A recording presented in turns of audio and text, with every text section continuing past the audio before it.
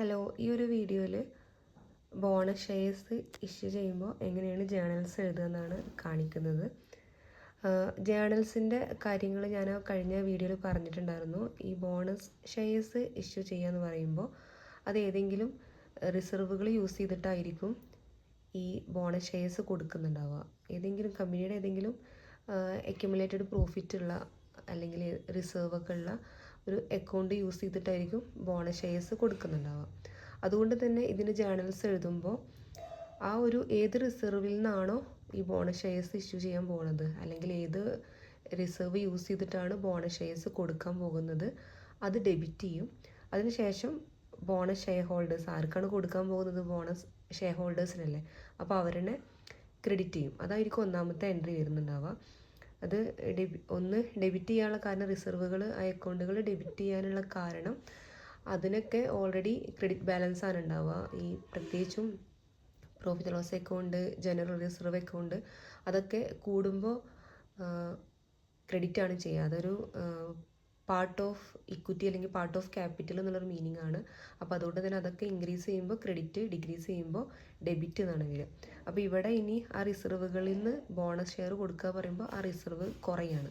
അത് റിസർവ് ആവാം, അല്ലെങ്കിൽ പ്രോഫിറ്റ് ലോസ് അക്കൗണ്ട് ആവാം, അല്ലെങ്കിൽ ഏതെങ്കിലും ഒരു ജേണൽസ് എഴുതുമ്പോൾ അതിൽ കുറേ പോർഷൻസ് ഡെബിറ്റ് ചെയ്തിട്ടുണ്ടാകും. അതൊക്കെ ഇവർ ബോണസ് ഷെയർസ് കൊടുക്കാൻ വേണ്ടി യൂസ് ചെയ്യുന്ന സോഴ്സുകളാണ്. യൂഷ്വലി വരിക ജനറൽ റിസർവ് ആണ് വരിക, അല്ലെങ്കിൽ പ്രോഫിറ്റ് ലോസ് അക്കൗണ്ട് വരും, പിന്നെ സെക്യൂരിറ്റി പ്രീമിയം അക്കൗണ്ട്, അതൊക്കെ കമ്പനിയുടെ പ്രോഫിറ്റുകൾ അക്യുമുലേറ്റായി കൂടിക്കെടുക്കുന്ന അക്കൗണ്ടുകളാണ്. അപ്പോൾ അത് യൂസ് ചെയ്തിട്ടാണ് ബോണസ് ഷെയർസ് ഇഷ്യൂ ചെയ്യുക. അപ്പോൾ അതുകൊണ്ട് തന്നെ അതായിരിക്കും ഡെബിറ്റ് ചെയ്യുക. അത് ഡെബിറ്റ് ചെയ്യാനുള്ള കാരണം അത് കുറയാണ്. ഇനി അത് ബോണസ് ഷെയർസ് കൊടുക്കാൻ പോകുക പറയുമ്പോൾ അതിലെ എമൗണ്ട് കുറയാൻ പോവാണ്, അല്ലെങ്കിൽ അതിൻ്റെ വാല്യൂ കുറയാൻ പോവാണ്. അതുകൊണ്ടാണ് അത് ഡെബിറ്റ് ചെയ്തിട്ടുള്ളത്.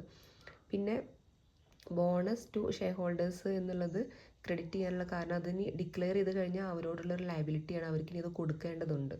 അപ്പോൾ ആ ഒരു ലയബിലിറ്റി എന്നുള്ള രീതിയിലാണ് അതിനെ ക്രെഡിറ്റ് ചെയ്തിട്ടുള്ളത്. അത് ആ ലയബിലിറ്റി കൂടുകയാണല്ലോ, അപ്പോൾ ക്രെഡിറ്റ് ചെയ്തിട്ടുള്ളത്. അതാണ് ഒന്നാമത്തെ എൻട്രി വരുന്നത്.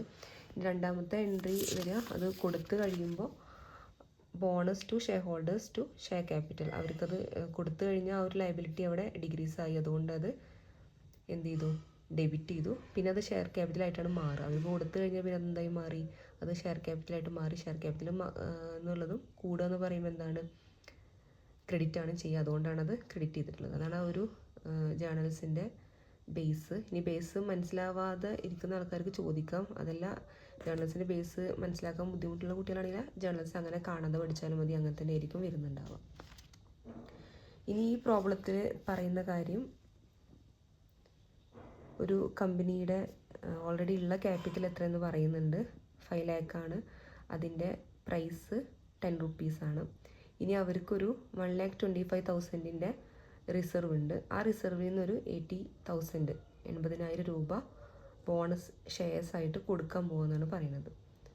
അപ്പോൾ അതിൻ്റെ എത്രയാണ് ടോട്ടൽ ക്യാപിറ്റൽ, അതിൻ്റെ പ്രൈസ് എത്ര എന്നൊക്കെ പറയുന്നുണ്ട്. അതൊക്കെ മുന്നേ പഠിച്ച ചാപ്റ്റേഴ്സിൽ പഠിക്കുന്നുണ്ടാവും. എന്താണ് ക്യാപിറ്റൽ, എന്താണ് പ്രൈസ്, എന്താണ് പ്രൈസും ക്യാപിറ്റലും തന്നിട്ടുണ്ടെങ്കിൽ നമ്പർ ഓഫ് ഷെയർസ് എങ്ങനെ കണ്ടുപിടിക്കുക എന്നൊക്കെ അറിയാമെന്ന് വിചാരിക്കുന്നു. അത് ഡൗട്ട് ഉണ്ടെങ്കിൽ ചോദിച്ചാൽ മതി. അപ്പോൾ ഇവിടെ എന്താണെങ്കിലും അത് മൊത്തം വാല്യൂ തന്നതുകൊണ്ട് തന്നെ അതന്നെ യൂസ് ചെയ്യാൻ പറ്റുന്നൊരു പ്രോബ്ലമാണ്. അപ്പോൾ ഇനി മനസ്സിലാക്കേണ്ട കാര്യം ഇത്രയേ ഉള്ളൂ. 5 lakh ഒക്കെ തന്നിട്ടുണ്ടെങ്കിൽ നമുക്ക് യൂസ് ചെയ്യേണ്ടത് ആ ബോണസിൻ്റെ പോർഷൻ മാത്രമാണ്. അപ്പോൾ 1,25,000 നിന്ന് 80,000 ആണ് ബോണസായിട്ട് കൊടുക്കുന്നത്. മൊത്തം കൊടുക്കുന്നില്ല, കുറച്ചേ കൊടുക്കുന്നുള്ളൂ. അപ്പോൾ അതാണ് ജേണൽസ് വരുന്നത്. ഒന്നാമത്തത് റിസർവിൽ നിന്നാണ് കൊടുക്കുന്നത്. അപ്പോൾ റിസർവ് ഇനി കുറയാണ്. റിസർവിൽ നിന്ന് 80,000 രൂപ ഇനി കുറയും. അതുകൊണ്ടാണ് റിസർവ് അക്കൗണ്ട് ഡെറ്റ് ടു ആർക്കാണത് പോവുക, അതിൻ്റെ അവകാശികൾ ഇനി ആരായിട്ട് മാറുക, to bonus to share holders. അപ്പോൾ ഇഷ്യൂ ചെയ്യുമ്പോൾ തന്നെ അത് കുറഞ്ഞു എന്നുള്ളൊരു മീനിങ്ങിലാണ് റിസർവ് അക്കൗണ്ട് ഡെബിറ്റ് ചെയ്തിട്ടുള്ളത്. ഇനി ബോണസ് ഷെയർസിനാണ് bonus to share holders credit ചെയ്തിട്ടുണ്ട്. അപ്പോൾ അവർക്കാണ് ഇനി അത് അവരോടുള്ള ലയബിലിറ്റി എന്നുള്ള രീതിയിലാണ് അവിടെ ഇപ്പോൾ എന്ത് ചെയ്തിട്ടുള്ളത്, അത് ക്രെഡിറ്റ് ചെയ്തിട്ടുള്ളത്, ലയബിലിറ്റി കൂടുക എന്നുള്ള മീനിങ്ങിൽ. അതാണ് ഒന്നാമത്തെ entry, reserve account debt to bonus to share holders. ഇത് എപ്പോഴും ഇങ്ങനത്തെ തന്നെ എൻട്രി വരിക. ഇനി ചില പ്രോബ്ലത്തിൽ റിസർവിൻ്റെ പകരം സെക്യൂരിറ്റി പ്രീമിയത്തിൽ നിന്നാണ് എമൗണ്ട് എടുക്കുന്നത് പറയുമ്പോൾ അതായിരിക്കും ഡെബിറ്റ് ചെയ്യുന്നുണ്ടാവുക.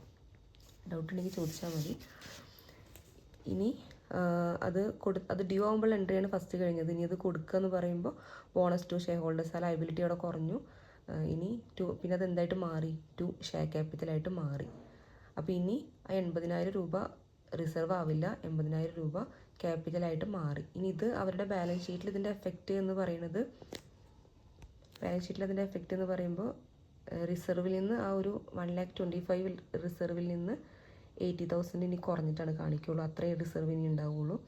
അതുപോലെ തന്നെ 80,000 ഷെയർ ക്യാപിറ്റലിൻ്റെ കൂടെ കൂടുകയും ചെയ്യും. ഇപ്പോൾ 5 ലാഖാണ് ഓൾറെഡി അവരുടെ ഷെയർ ക്യാപിറ്റൽ, അതിൻ്റെ കൂടെ ആ ഒരു 80,000 കൂടെ കൂടും. അതായിരിക്കും ബാലൻസ് ഷീറ്റിൽ വരുന്ന എഫക്റ്റ്. അപ്പോൾ സിമ്പിളായിട്ട് പറയുമ്പോൾ ആ 80,000 എന്നുള്ള റിസർവിനെ എന്തായിട്ട് മാറ്റി, ഷെയർ ക്യാപിറ്റലായിട്ട് മാറ്റി. അതാണ് capitalisation of reserve to share capital എന്ന് പറയുന്നത്.